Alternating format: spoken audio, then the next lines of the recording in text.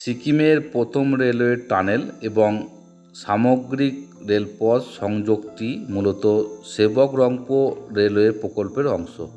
45 kilometre দীর্ঘ এই রুটটির প্রায় 85% অংশ টানেলের সুড়ঙ্গের মধ্যে দিয়ে যাবে। এই রুটে মোট 14টি টানেল রয়েছে। টানেলগুলোর মোট দৈর্ঘ্য 38.53 কিলোমিটার। এর মধ্যে দীর্ঘতম টানেলটি হলো 5.1 থেকে 5.3 কিলোমিটার পর্যন্ত দীর্ঘ।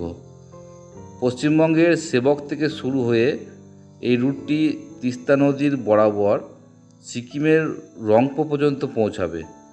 পাহাড়ি ও দুর্গম ভূখণ্ডের কারণে এখানে অত্যাধুনিক প্রযুক্তির ব্যবহার করা হচ্ছে। এই রুটের শেষ railway station Rangpo railway station. এটি সিকিমকে প্রথমবারের মতো ভারতের মূল রেল মানচিত্রের সাথে যুক্ত করবে। এই রুটটি 14 নম্বর থেকে এবং 12 নম্বর, 13 নম্বর, 11 নম্বর এগুলো প্রায় কমপ্লিট হয়ে গেছে বন্ধুরা। আর আপনারা দেখছেন 14 নম্বর রেলওয়ে টানেল।